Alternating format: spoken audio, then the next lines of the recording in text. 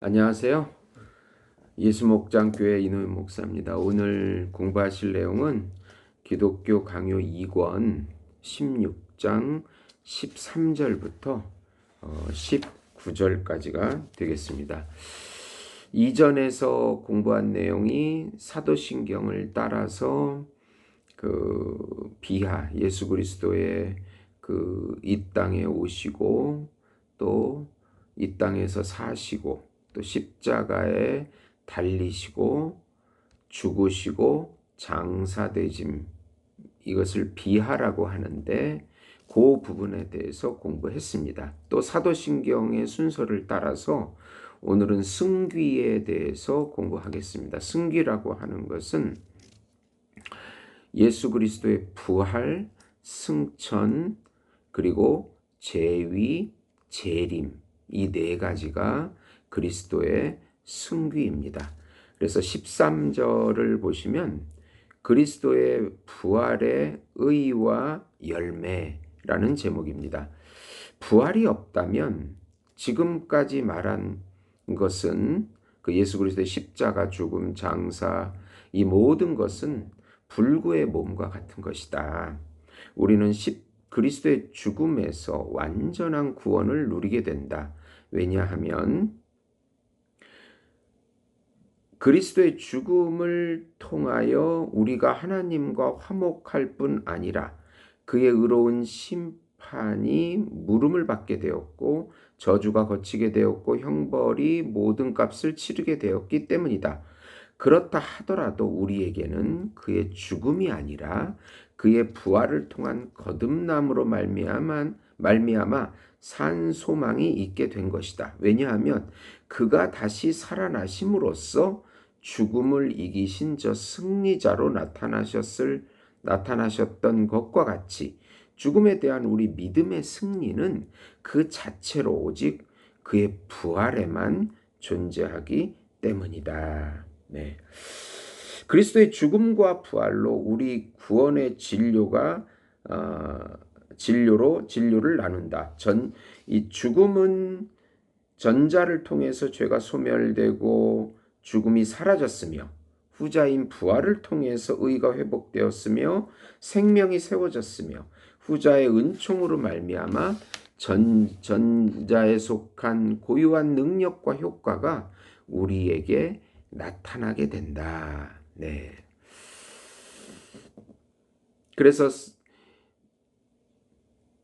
그래서 우리는 그리스도의 죽음만이 언급될 때에도 그 가운데 그의 부활에 속한 고유한 특성이 동시에 망라되고 있다는 것을 반드시 기억해야 합니다.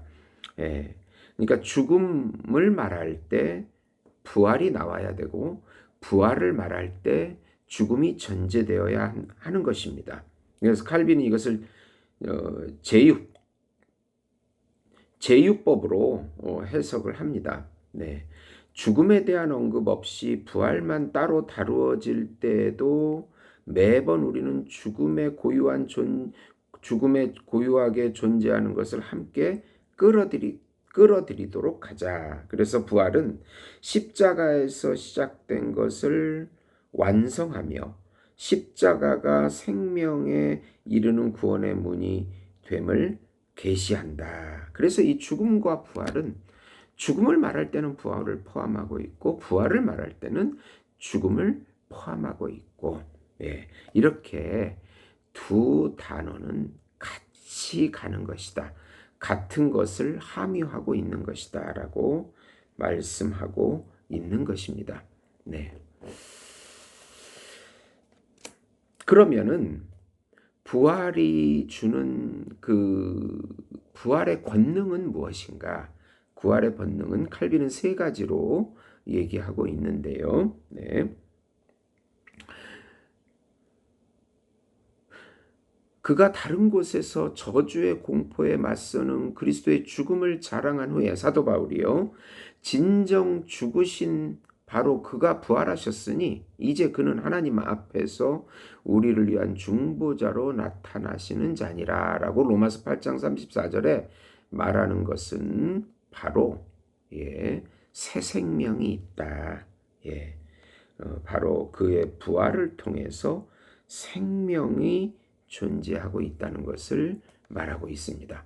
그 다음에 두 번째, 우리가 우리의 육체를 죽이는 것이 그리스도의 십자가에 참여하는데 달려 있다고 볼 수 있습니다. 부활로부터 그것에 걸맞는 또 다른 열매를 얻게 된다는 사실을 이해해야 하는데 바로 새 생활의 힘을 얻게 된다는 것입니다.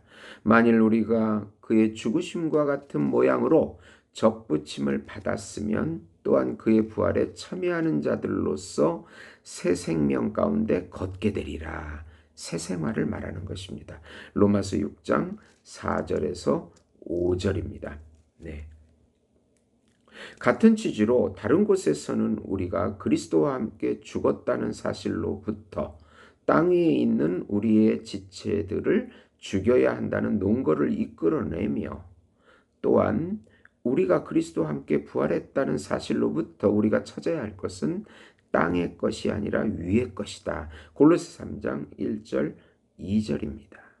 부활의 권능 속에 바로 새 생명이 들어가 있다는 것과 새 생활의 능력을 얻게 된다는 것과 또한 세 번째가 있는데 바로 부활의 그것은 우리가 우리 자신의 부활에 대하여 마치 공인된 보증을 받듯이 부활을 확신하는 것이 바로 세 번째 권능입니다. 네.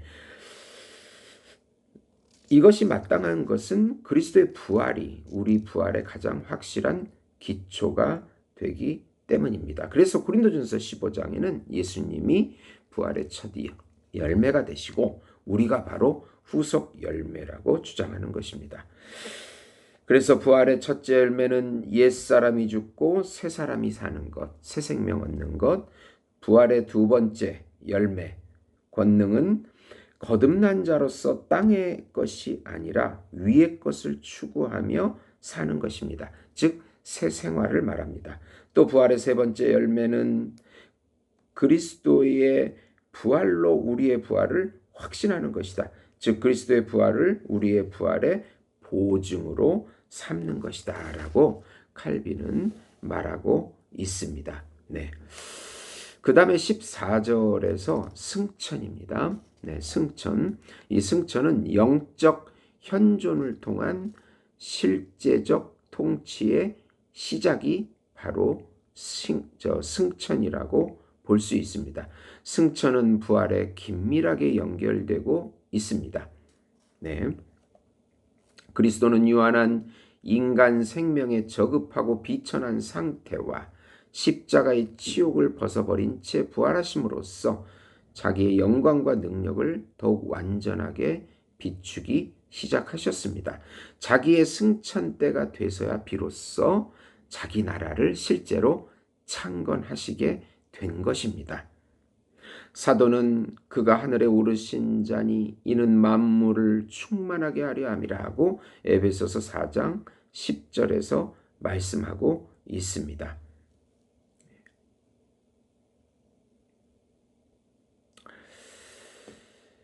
그리고 요한은 내가 떠나는 것이 너희에게 유익이라.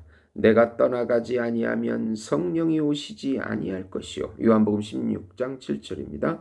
주님은 자기의 육체적 부재에 대해서 제자들을 위로하셨고 자기가 그들을 고아와 같이 내버려 두지 아니하실 것이라는 말씀과 자기가 볼 수 없을지라도 더욱 잘 받아들일 수 있는 방식으로 그들에게 다시 오실 것이라고 말씀하셨습니다. 요한복음 14장 18, 19절. 자기가 볼 수 없을지라도 받아들여질 수 있는 방식은 바로 성령을 부으심으로 통치를 시작하겠다라고 말씀하신 것입니다. 진정 우리는 그리스도가 그때에 자기의 영을 얼마나 더 많이 풍부하게 부어 주셨는지, 그 자신의 나라가 얼마나 더 웅장하게 펼쳐졌는지, 자기의 백성을 도울 뿐만 아니라 원수를 물리치시기 위하여 얼마나 더 많은 권세를 높이 들어 사용하셨을지를 보게 된다. 예. 그리스도의 영을 통해서, 그것은 예수 그리스도의 의를 전가시키는 영이십니다. 예수 그리스도의 죄가 예수 그리스도에 가고 예수 그리스도의 의가 우리에게 연합시켜지는 것은 바로 성령으로 되어지는 것이고, 성령으로 이제 통치가 시작됐다는 것입니다. 승천은, 여기서 승천하신 그리스도가 신인 양성의 위격적 연합 가운데 신성을 따라서는 모든 곳에 계시며 인성을 따라서는 하나님 보좌 우편에 현존하심으로써 다스리심을 말한다. 네. 인성을 따라서는 분명 하늘로 올라가셔서 하늘로 올라가신 것입니다. 그러나 신성을 따라서는 영적 현존을 통해서, 바로 또 성령을 통해서 실제적인 통치가 시작됐다고 하는 것이 바로 승천인 것입니다. 그는 여기 계시지 않는다. 왜냐하면 그곳에서 그는 아버지 우편에 앉아 계시기 때문이다. 마가복음 16장 19절입니다. 동시에 그는 여기 계시지 않는다. 왜냐하면 그의 어미의 현존이 떠나간 것이 아니기 때문이다. 예. 그러므로 어미의 현존을 따라 우리는 항상 그리스도와 영으로 함께 있습니다. 반면 육체의 현존을 따라서는 그렇지 않으니 그러나 너희가 항상 나와 함께 있지 아니하리라라고 제자들에게 하신 말씀이 옳습니다. 왜냐하면 육체적 현존을 따라 교회는 며칠 동안 그와 함께 있었지만 이제 교회는 눈으로 그를 보지 않고 믿음으로만 그를 붙잡고 있기 때문입니다. 그래서 육체의 현존은 승천하셨지만 어미의 현존은 신성을 따라서 영으로 우리와 함께 영원히 함께 하시는 것입니다. 네. 좀 어려운 말인데요. 어거스틴은 승천하신 그리스도의 현존에 대해서 다음과 같이 말합니다. 여기는 초칼빈주의적 성격이 잘 드러나는데, 그리스도는 전적으로 모든 곳에 계시며 어떤 곳에도 제한되지 않으심을 아셨다. 그는 계셨던 곳을 떠나지 않으시고 오심을 아셨다. 그는 오셨던 곳을 버리지 아니하시고 떠나심을 아셨다. 라고 말했습니다. 이제 15절은 죄위인데요. 말 그대로 죄위는 보좌 우편에 앉는 것입니다. 이것은 이제 승천으로 통치가 시작이 되고 죄위로서 통치가 계속되는 것을 의미합니다. 네.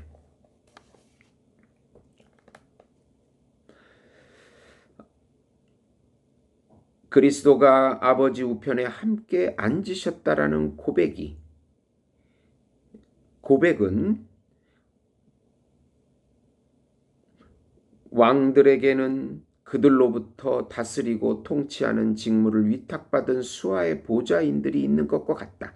그리스도는 그 안에서 높아지시고 그의 손을 통하여 다스리고자 원하시는 그의 아버지 우편으로 받아들여지셨다고 일컬어진다. 네, 마가복음 16장 19절, 히브리서 1장 3절입니다. 이는 마치 그리스도가 하늘과 땅의 주권을 가지고 취임하셔서 자기에게 맡겨진 정사를 수행하는 자리에 뛰어드셨다고 말하는 것과 다르지 않다. 단 한 차례 뛰어드셨을 뿐만 아니라 심판을 위하여 내려오실 때까지 그는 그 자리에 줄곧 머무르실 것이다. 네. 그리스도가 하나님 보좌 우편에 앉으신 목적은 하늘과 땅의 모든 피조물로 하여금 그의 어미를 우러러보며 그의 손으로 다스림을 받으며 그의 뜻을 헤아려 살피며 그의 능력에 복종하도록 하기 위함이다. 이게 통치의 핵심이 되는 것입니다. 네.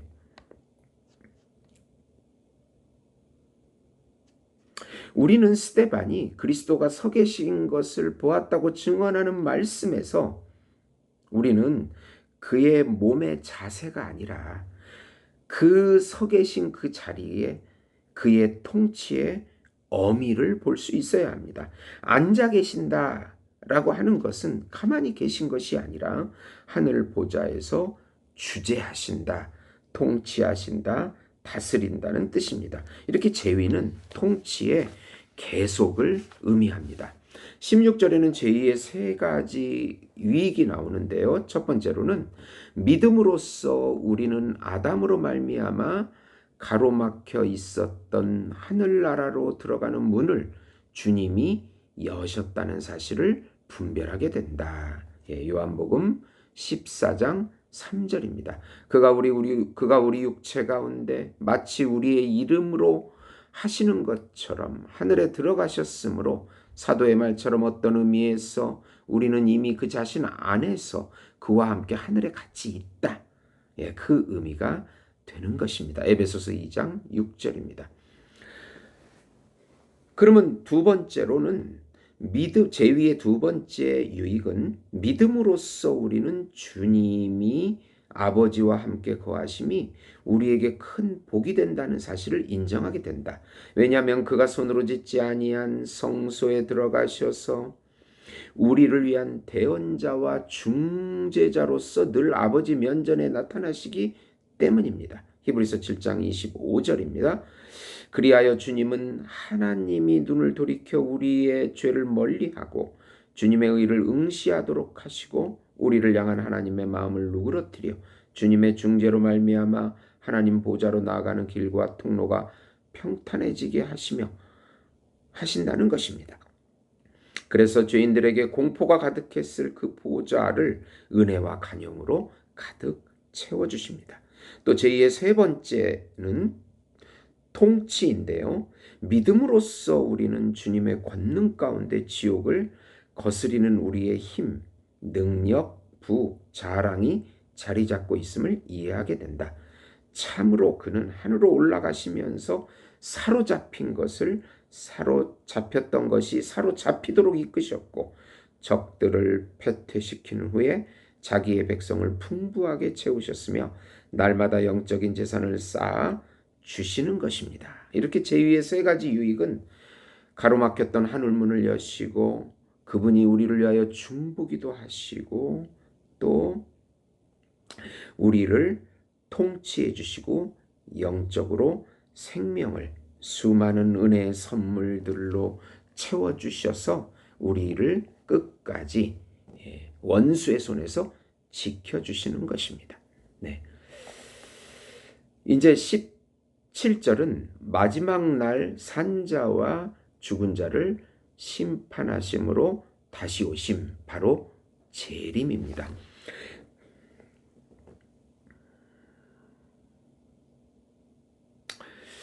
그리스도는 최고의 현존하는 자기의 능력에 대한 분명한 증거들을 자기 백성들에게 베풀어 주시는데 땅에서의 그의 나라는 이를테면 어느므로 육체의 비천한 가운데 숨겨져 보이지 않으므로 마지막 날에 드러날 저 보이는 현존을 상기하기 위해서 믿음이 요청되는 것은 지극히 타당합니다. 왜냐하면 그는 올라가실 때 사람들이 본 그대로 하늘로부터 보이는 형태로 내려오실 것이며 사도행전 1장 11절, 마태복음 24장 30절 자기 나라에 표현할 수 없는 존엄 가운데 불멸하는 광채 가운데 무한한 신성의 권능 가운데 천사들의 호의 가운데 모든 사람에게 나타나실 것이다. 이것은 바로 재림은 통치의 완성, 재림은 통치의 완성을 의미하는 것입니다. 네. 그래서 결국은 의인을 구원하시고 악인을 심판하시는 것이 완성되는 것입니다. 히브리서 9장 27절에 한 번 죽는 것은 모든 사람에게 정하신 것이라는 사도의 선언과 이것은 배치되지 않습니다. 비록 마지막 심판에 이르렀을 때까지 죽어 없어질 생명이 남아있는 사람들도 자연적인 방식과 순서로 죽지는 않을 것이지만 그들이 겪어야 할 저 변화는 마치 죽음과 같은 것이어서 죽음이라고 불려도 부적절하지 않을 것이다. 다 잠잘 것이 아니요 다 변화되리니 고린도전서 15장 51절이라는 말씀이 확신합니다. 이 말 확실합니다. 이 말씀의 의미는 무엇인가요? 그들의 죽어 없어질 생명이 순식간에 소멸되고 삼켜질 것이며 완전히 새로운 본성으로 변화될 것이라는 것입니다. 이러한 육체의 소멸이 죽음이라는 것을 아무도 부인하지 못할 것입니다. 네. 그러면 이런 심판의 놀라운 위로가 바로 18절인데요. 네. 의인의 심판은 바로 예수님이 가져가 주시고 예수님의 핏값으로 죄를 없애 주시기 때문에 그리스도가 중재하시면서 아무도 능히 나서서 우리를 정죄할 수 없다고 로마서 8장 33, 34절에 말씀하고 있습니다. 이렇게 바울 사도가 담대히 외치는 것은 친히 중재자 되신 그리스도가 자기의 보살핌과 보호 가운데 받아들이신 사람들을 정죄하지 않으시리라는 사실은 틀림없습니다. 우리는 우리가 구원을 구해야 할 우리의 구속주의 심판자 외에는 다른 어디에도 서게 되지 않을 것이라는 사실은 놀라운 위로입니다. 마지막 심판이 하나님 백성에게 놀라운 위로가 되는 것은 심판하시는 분이 바로 예수님께서 그들 자신의 수호자, 중재자, 그리고 구속주, 가장 관대하신 임금이 되시기 때문입니다. 네. 이렇게 사도신경을 여기서 마지막으로 칼빈은 사도신경은 우리 믿음의 모든 역사가 간략하고도 분명한 순서에 따라 열거되어 있고 그 어떤 것도 완전한 성경의 증언들로 인증되지 않은 것을 담고 있지 않다는 사실을 강조하고 있습니다. 그래서 사도신경의 순서와 그 모든 것이 사도들에 의해서 또 만들어졌음을 의심하지 말고 또 이 점을 이해한다면 저자 문제에 관해서 조바심 내며 불안해하거나 다른 사람과 다투는 것도 부적절한 일이다. 성령의 확실한 진리가 불충분하다고 여겨서 성령의 입으로 그것이 선포되었다는 사실이나 성령의 손으로 그것이 기록되었다는 사실을 이해하지 못하는 사람이 아니라면 그렇게 우리가 조바심 낼 필요가 없다. 사도신경 그 자체에도 완전한 구원의 요체가 되는 것이다 라고 마지막으로 언급하고 있습니다. 그리고 19절 마지막으로 그리스도가 모든 것이다. 그리스도가 모든 것의 곡간과 셈이다. 그래서 참 이 글은 너무나 좋아서 제가 한번 읽어보도록 하겠습니다. 진정 우리는 우리 구원의 요체 전부와 그 모든 부분이 예수 그리스도 안에 포함되어 있다는 것을 안다. 그러므로 우리는 가장 작은 한 부분이라도 다른 곳으로부터 끌어오려고 하지 말아야 할 것이다. 만약 우리가 구원을 구한다면 우리는 예수라는 이름 그 자체로 인하여 구원이 우리 수중에 있음을 배우게 된다. 고린도전서 1장 30절입니다. 만약 우리가 성령의 어떤 다른 은사를 진심으로 구한다면 그리스도의 기름 부음 가운데서 그것을 발견하게 될 것이다. 만약 우리가 힘을 구한다면 그것은 그리스도의 주권에 순수함을 구한다면 그의 잉태되심에서 너그러움을 구한다면 그의 태어나심에서 찾을 수 있을 것이다. 왜냐하면 그의 태어나심을 통해 그는 모든 면에서 우리와 같이 되셔서 아파하시는 것을 배우셨기 때문이다. 만약 우리가 대속을 구한다면 그것은 그의 순환에 있다. 방면을 구한다면 그의 정죄받으심에서, 저주로부터 사함을 구한다면 그의 십자가에서, 값의 물음을 구한다면 그의 희생 제물에서, 정결함을 구한다면 그의 피에서, 화목을 구한다면 그의 지옥 광화에서, 육신에 대한 죽음을 구한다면 그의 무덤에서, 새로운 생명을 구한다면 그의 부활에서, 불멸을 구한다면 역시 부활에서, 하늘나라의 유업을 구한다면 그가 하늘로 들어가신 것에서 만약 보호와 안전과 모든 복의 부침과 넘침을 구한다면 그의 나라에서 심판에 대해 떨림 없는 대망을 구한다면 그에게 주어진 심판하는 권세에서 발견하게 될 것이다. 그러니까 성도의 모든 구원의 각 부분과 그 과정 속에서 은혜가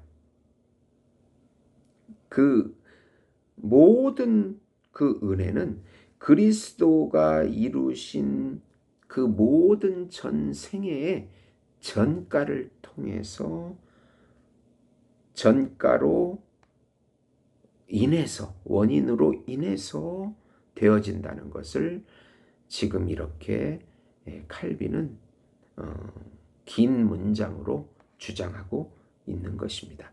그러니까 예수님의 모든 생애는 바로 우리를 위한 것이라는 것을 결론 지을 수 있는 것입니다. 요컨대 존재하는 모든 종류의 복으로 충만한 곳간이 그에게 있으며 다른 곳이 아니라 이 샘의 원천 예수님으로부터 우리를 가득 채우도록 하자.